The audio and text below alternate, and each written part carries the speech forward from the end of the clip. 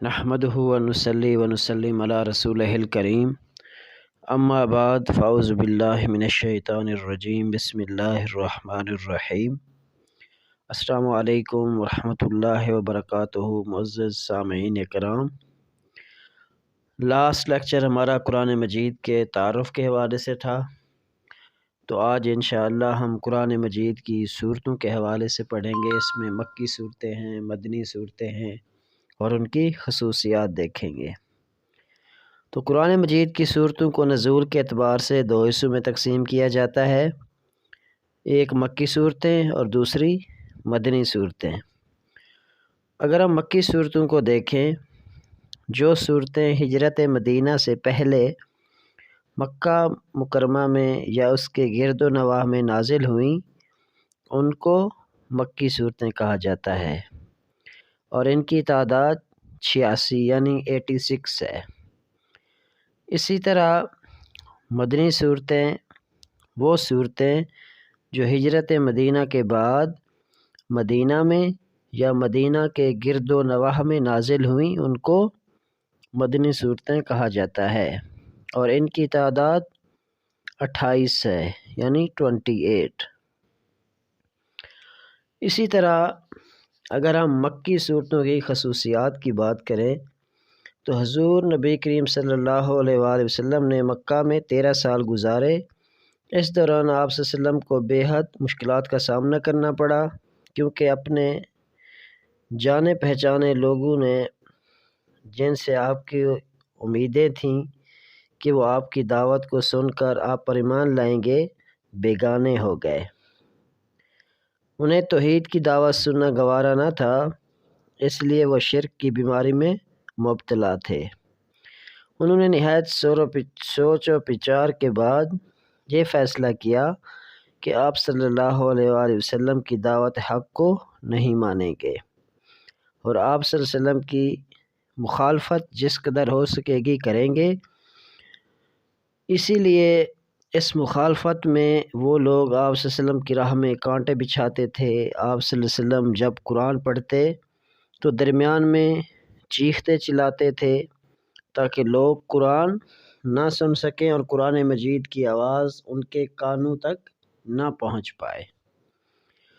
جو لوگ آپ صلی اللہ علیہ وسلم پر ایمان لائے تھے انہیں مارتے پیٹتے۔ یہ 13 سالہ زمانہ انتہائی مشکلات اور مصائب کا زمانہ تھا۔ اس زمانے میں قرآن کریم کا جو حصہ نازل ہوا ان کو مکی صورتیں کہا جاتا ہے، اور ان کی خصوصیات ہم 1 بائی 1 آپ کو بتائیں گے کہ کون سی خصوصیات ہیں مکی صورتوں کی۔ تو مکی صورتوں کی خصوصیات میں سب سے پہلی خصوصیت یہ ہے کہ زیادہ تر یہ صورتیں مختصر اور چھوٹی صورتیں ہیں۔ اسی طرح ان صورتوں میں زیادہ تر عقائد، توحید، رسالت، ملائکہ پر ایمان، آسمانی کتب پر ایمان اور آخرت پر ایمان لانے کا حکم دیا گیا ہے۔ اسی طرح ان صورتوں میں یہ جو مکی صورتیں ہیں ان کی جو ابتدا ہے یعنی اس کا جو آغاز ہے وہ یا ایھا الناس کے الفاظ سے مخاطب کیا گیا ہے، یعنی ان صورتوں کے اندر یا ایھا الناس اے لوگو، یہ نہیں کہا گیا کہ اے ایمان والے لوگو، بلکہ چونکہ آپ صلی اللہ علیہ وآلہ وسلم نے اپنی تبلیغ کا آغاز کیا تھا اور اسی وجہ سے زیادہ تر لوگ مشرف با اسلام نہیں ہوئے، تو اسی لیے اہل مکہ کو یا ایھا الناس کہہ کر مخاطب کیا گیا ہے۔ اسی طرح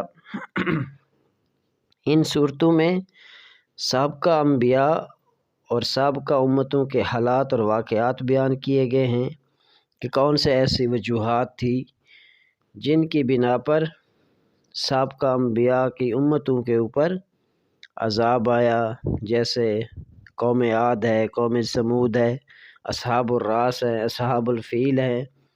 تو ان تمام قوموں کا ذکر ہے اور اس کے ساتھ ساتھ بنی اسرائیل کا بھی تذکرہ ہے۔ اسی طرح مکی صورتوں میں صبر و استقامت کی تعلیم اور حکم دیا گیا ہے۔ تو یہ وہ تمام خصوصیات تھی جو مکی صورتوں کے اندر بیان کی گئی ہیں۔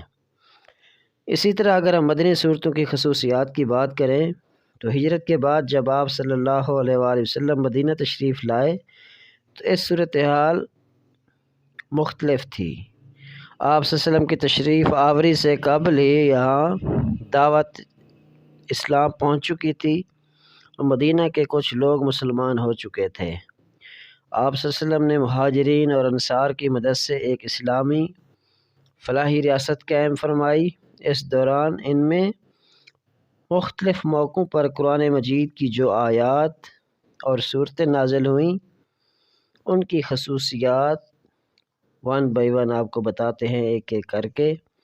تو سب سے پہلی خصوصیت ان کی یہ ہے کہ مدنی صورتیں طویل صورتیں ہیں، مدنی صورتیں لمبی صورتیں ہیں۔ مدنی صورتوں میں عام طور پر معاشرتی، معاشی، سیاسی احکام اور مسائل کے بارے میں بحث کی گئی ہے، چونکہ ان صورتوں کے اندر لوگوں کو یا ایھا الذین آمنوا کہہ کر ان کو مخاطب کیا گیا ہے کہ اے ایمان والے لوگو، کیونکہ آپ صلی اللہ علیہ وسلم کی آمد کے بعد یہاں پر بہت سارے لوگ مشرف با اسلام ہو گئے تھے۔ اسی طرح ان صورتوں میں منافقین اور ان کے کردار پر روشنی ڈالی گئی ہے، اور اس کے ساتھ ساتھ ان صورتوں میں اسلامی نظام حکومت، قانون اور بین الاقوامی تعلیمات کے بارے میں رہنمائی کی گئی ہے۔ ان صورتوں میں عبادات میں روزہ، حج، زکوٰۃ اور جہاد کا حکم نازل ہوا ہے، اور اس زمانے میں مسلمانوں کی کفار سے لڑائیاں بھی ہوئیں۔ سب سے پہلا معرکہ جو حق اور باطل کے درمیان ہوا، مسلمانوں اور قریش مکہ، کفار مکہ کے درمیان ہوا، وہ بدر ہے، یعنی غزوہ بدر ہے۔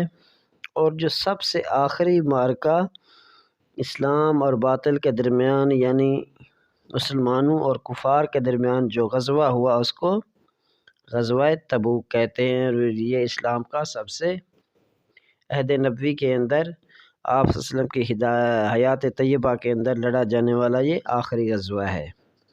تو یہ وہ تمام خصوصیات تھیں جو ہم نے پڑھی۔